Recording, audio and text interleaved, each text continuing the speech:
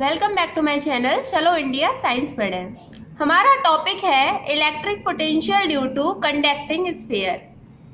आपको एक स्फीयर दे रखा है जो कि कंडक्टर है और आपको पॉइंट P पर इलेक्ट्रिक पोटेंशियल बताना है इस चार्ज्ड स्फीयर की वजह से। और ये स्फीयर कैसा है? यूनिफॉर्मली चार्ज्ड है। स्फीयर कंडक्टर है तो इसके अंदर तो चार्ज होगा नहीं, क्योंकि आपको पता है कंडक्टर के अंदर इलेक्ट्रिक फील्ड कितना? हमेशा 0। तो देखो हम लोग पोटेंशियल कैलकुलेट करते हैं पहले outside the sphere point P पर, जिसका सेंटर से डिस्टेंस है स्मॉल r। आपको पता है फॉर्मूला होता है dv equal to minus E D R. कहाँ से निकल कर आया ये formula? E equal to minus dv over D R. तो पॉइंट P पर हम अगर इलेक्ट्रिक फील्ड की वैल्यू रखें तो कितनी होती है? स्फीयर की वजह से इलेक्ट्रिक फील्ड होता है KQ upon R square D R. अब आगे क्या करेंगे? Integrating both side. तो dv का इंटीग्रेशन क्या आएगा? v और माइनस KQ ये बाहर आ जाएगा।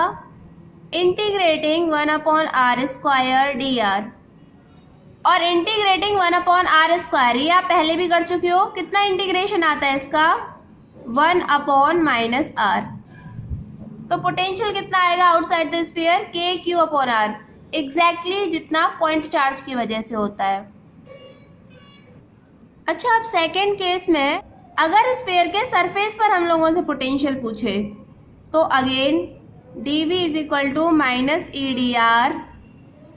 इलेक्ट्रिक फील्ड की वैल्यू पुट करो, सरफेस पर कितनी हो जाएगी? माइनस KQ और सेंटर से सरफेस का डिस्टेंस रेडियस के बराबर dr।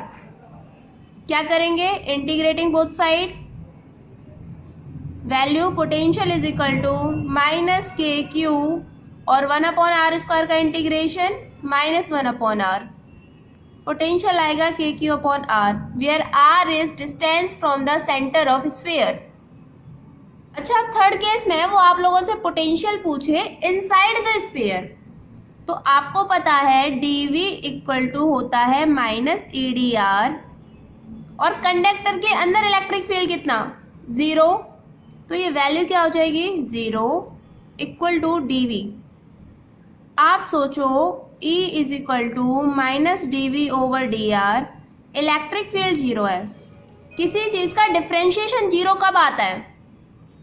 जब हम किसी कांस्टेंट को डिफरेंशिएट करते हैं, यानी यहाँ पर पोटेंशियल होता है constant. Inside a conductor potential हमेशा कांस्टेंट होता है और ये बराबर होता है potential at the surface of conductor. और इस केस में कंडक्टर के सरफेस पर पोटेंशियल कितना? KQ upon R। तो अंदर भी हर पॉइंट पर यही पोटेंशियल होगा, यानी जितने भी कंडक्टर्स होते हैं उनके अंदर पोटेंशियल कांस्टेंट रहता है। जितना सरफेस पर है उतना ही अंदर।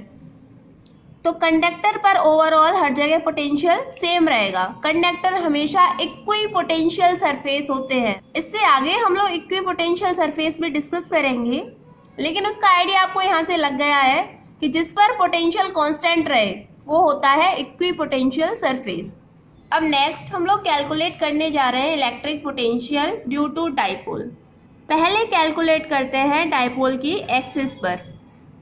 मान लो ये डाइपोल है माइनस Q प्लस Q, इसके बीच का सेपरेशन 2D, चार्जेस के बीच का सेपरेशन 2D, और आपको किसी पॉइंट P पर पोटेंशियल कैलकुलेट करना है।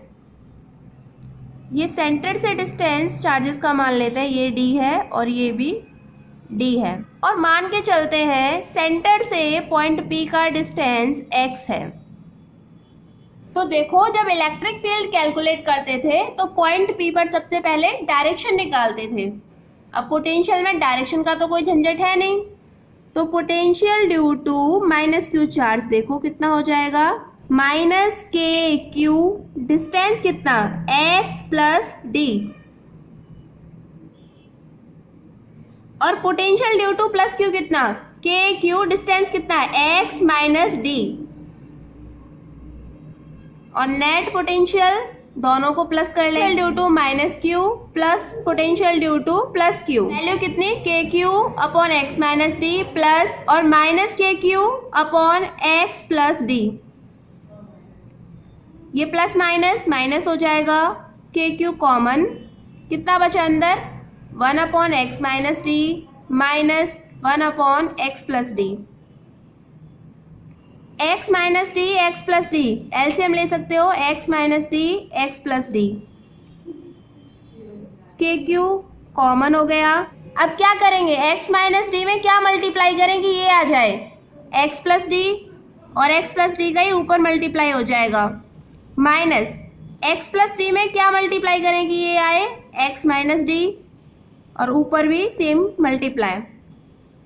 तो ये वैल्यू क्या आ रही है आपकी, K Q x minus X 0 D, D minus minus plus कर डी, डी तो d plus D 2d upon a minus B A plus B equal to A square minus B square.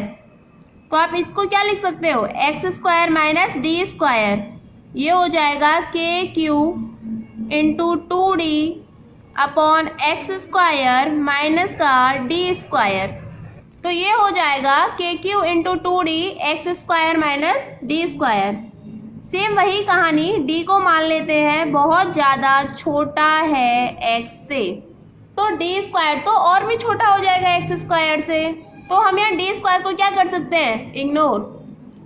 अगर ये ignore हो जाएगा तो हम क्या लिख सकते हैं, के Q into 2d upon X square. इतना पोटेंशियल आएगा इलेक्ट्रिक डाइपोल की एक्सिस पर।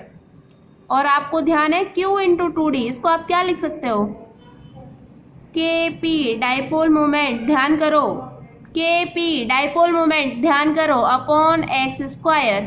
तो सेंटर से एक्सिस पर इलेक्ट्रिक फील्ड हुआ करता था 2kp अपॉन आर क्यूब। यहाँ पर पोटेंशियल होता है एक्सिस पर kp upon R square. x माना है हम लोगों ने तो यहाँ पर x स्क्वायर। अच्छा, अब अगर हम लोग डाइपोल के इक्वेटोरियल एक्सिस पर पोटेंशियल निकालें तो कितना होगा, सोच के देखो। इस पॉइंट पर अगर मुझे पोटेंशियल निकालना है, इसकी वजह से ये डिस्टेंस में x ले लेती हूँ, तो माइनस क्यू की वजह से minus K Q upon X, plus Q की वजह से प्लस के Q upon x, net potential कितना, 0। तो डाइपोल की इक्वेटोरियल एक्सिस पर पोटेंशियल होता है 0। तो यहाँ से आप एक और चीज़ कंक्लूड कर सकते हो कि अगर किसी पॉइंट पर पोटेंशियल 0 है तो कोई ज़रूरी नहीं है वहाँ पर इलेक्ट्रिक फील्ड भी 0 हो।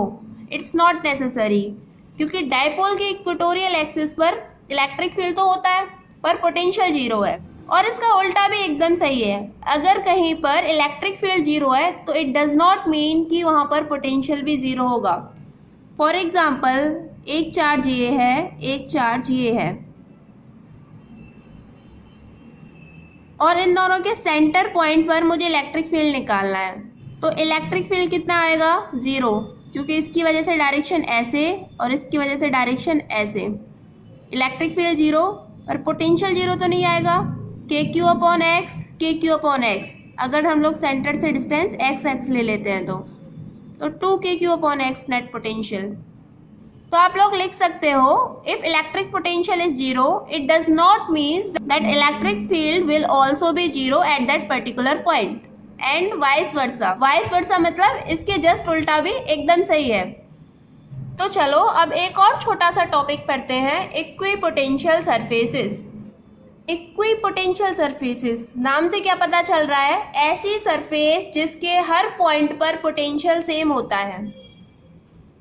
तो आप डेफिनेशन लिख सकते हो, द प्लेन और surfaces having equal potential at each point are known as equipotential surfaces.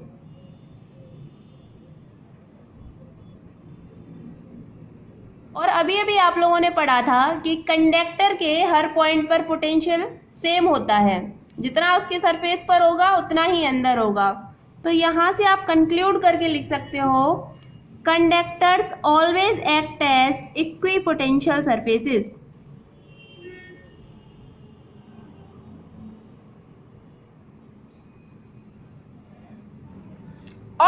Point आप लोग लिख सकते हो, two equipotential surfaces never intersect each other. दो इक्विपोटेंशियल सरफेसेस कभी भी एक दूसरे को नहीं काटती। मान लो एक इक्विपोटेंशियल सरफेस ये है ए, एक इक्विपोटेंशियल सरफेस ये है बी, और इस पॉइंट पर दोनों इंटरसेक्ट कर रही हैं। तो देखो इंटरसेक्शन वाले पॉइंट पर हमें दो पोटेंशियल मिलेंगे, एक ए वाला पोटेंशियल और बी वाला भी पोटेंशियल। और अगर एक पॉइंट पर दो अलग अलग पोटेंशियल हैं तो वो सरफेस इक्विपोटेंशियल सरफेस तो रहेगी नहीं। इसी वजह से किसी भी पॉइंट पर दो इक्विपोटेंशियल सरफेस नहीं काटती हैं। फोर्थ पॉइंट आप लोग लिख सकते हो, work done in moving a charge on a equipotential surface is always zero.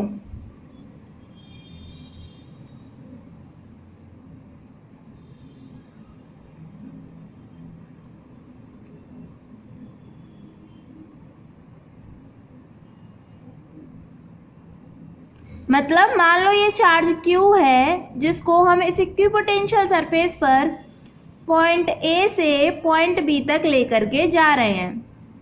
तो आप वर्क डन कैसे निकालोगे? Work done is equal to Q, A से B तक लेके जा रहे हैं तो VB माइनस VA। अच्छा, VB माइनस VA कितना होगा? 0, क्योंकि हम इक्विपोटेंशियल सरफेस पर मूव करवा रहे हैं तो हर पॉइंट का पोटेंशियल सेम, तो VB माइनस VA 0, तो वर्क डन कितना आ जाएगा? 0। तो किसी भी चार्ज को जब आप इक्विपोटेंशियल सरफेस पर मूव करवाते हो तो वर्क डन आता है हमेशा 0। नेक्स्ट पॉइंट हम लोग लिख सकते हैं, equipotential surface are always perpendicular to direction of electric field.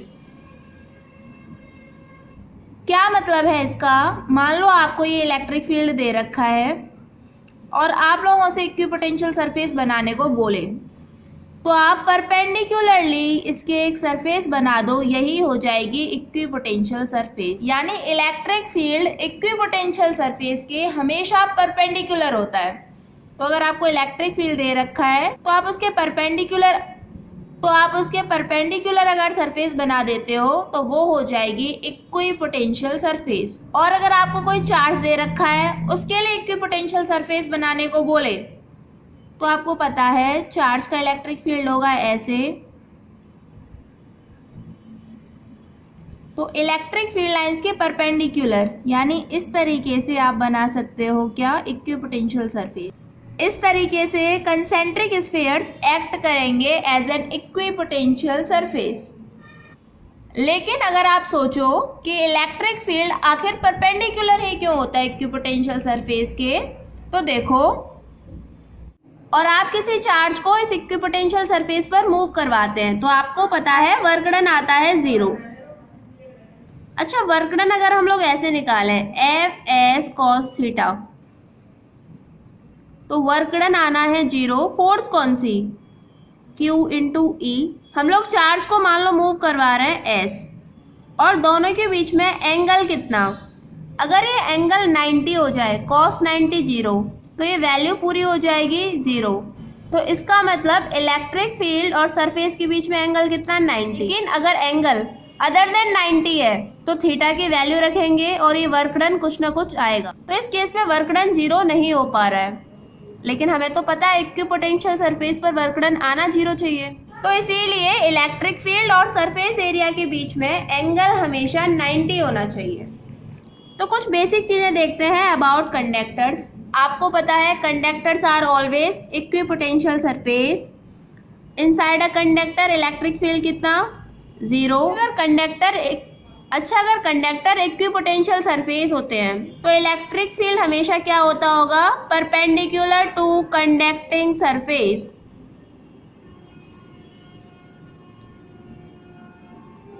इसका मतलब अगर ये आपको कंडक्टर दे रखा है तो इस पर जो आप इलेक्ट्रिक फील्ड लाइंस बनाओगे वो हमेशा परपेंडिकुलर बनाओगे। एडिशनल में इसी तरीके का एक क्वेश्चन दे रखा है, उसमें कंडक्टर है और इलेक्ट्रिक फील्ड लाइंस उस पर परपेंडिकुलर नहीं है, तो इसी वजह से वो इलेक्ट्रिक फील्ड लाइंस गलत है। ध्यान रखना, electric field lines are always perpendicular to conducting surface. Conductor में जो आपको एक नया पॉइंट है वो ये है, कंडक्टर के पास में इलेक्ट्रिक फील्ड इंटेंसिटी हमेशा होती है सिग्मा अपॉन एप्सिलॉन नॉट। और सिग्मा क्या है यहाँ पर? Surface charge density. ये आपको ध्यान में रखना है बस। अच्छा, किसी भी कंडक्टर की अगर हम अर्थिंग कर देते हैं तो उसका पोटेंशियल कितना हो जाता है? 0। नेक्स्ट और छोटा सा टॉपिक है शेयरिंग ऑफ चार्जेस। मान लो हमारे पास दो कंडक्टर्स हैं, इस पर चार्ज है Q1 रेडियस R1, दूसरा कंडक्टर है चार्ज Q2 रेडियस R2। आप लोगों ने इलेक्ट्रोस्टैटिक्स के स्टार्टिंग में पढ़ा था, अगर दो कंडक्टर्स को मैं जोड़ दूं तो इनके बीच में चार्ज का ट्रांसफर होता है। अब ये ट्रांसफर होता क्यों है? चार्ज आखिर चलता क्यों है? Due to potential difference. इसीलिए मैंने बोला था पोटेंशियल नहीं, पोटेंशियल डिफरेंस रोल में आता है हमेशा। अगर इनके पोटेंशियल में डिफरेंस होगा तो चार्ज इनमें शेयर होगा, और तब तक शेयर होगा तब तक पोटेंशियल बराबर नहीं हो जाता। जब तक V1 इक्वल टू V2 नहीं होगा तब तक इनमें चार्ज की शेयरिंग चलती रहेगी।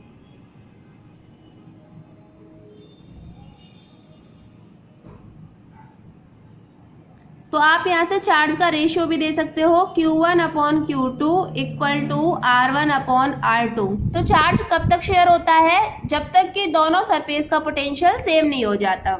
नेक्स्ट हम लोग समझते हैं इलेक्ट्रोस्टैटिक शील्डिंग। आपको वर्ड से समझ में आ रहा है शील्डिंग। शील्डिंग मतलब प्रोटेक्ट करना। हमारे लैब के अंदर बहुत सारे ऐसे इंस्ट्रूमेंट्स होते हैं जिन्हें अगर एक्सटर्नल इलेक्ट्रिक फील्ड में रख दें तो वो सही मेजरमेंट नहीं देते हैं। ऐसे सेंसिटिव इंस्ट्रूमेंट्स को एक्सटर्नल इलेक्ट्रिक फील्ड से बचाने के लिए हम क्या करते हैं? किसी भी मेटल बॉक्स में रख देते हैं। अब सोच के देखो, मेटल बॉक्स चारों ओर से बंद है तो उसके अंदर इलेक्ट्रिक फील्ड कितना? 0। कंडक्टर के अंदर इलेक्ट्रिक फील्ड कितना? 0। तो इससे क्या होता है? वो इंस्ट्रूमेंट अंदर सेफ रखा रहता है और उस पर एक्सटर्नल इलेक्ट्रिक फील्ड का कोई प्रभाव नहीं पड़ता। तो इस मेथड को, जिसमें इंस्ट्रूमेंट्स को कंडक्टर्स के अंदर रख दिया जाता है ताकि उन्हें इलेक्ट्रिक फील्ड से प्रिवेंट किया जा सके, इसे बोलते हैं इलेक्ट्रोस्टैटिक शील्डिंग। आप लिख सकते हो electrostatic shielding is a method of protecting a region from effect of electric field. किसी भी रीजन को इलेक्ट्रिक फील्ड के प्रभाव से बचाने के लिए जो मेथड यूज होता है उसको बोलते हैं इलेक्ट्रोस्टैटिक शील्डिंग। तो आई होप आप लोगों को आज के पूरे टॉपिक्स अच्छे से क्लियर हो गए हैं। नेक्स्ट पार्ट में अब हम लोग पढ़ेंगे capacitance. So thank you students, and for your notes kindly check the description box.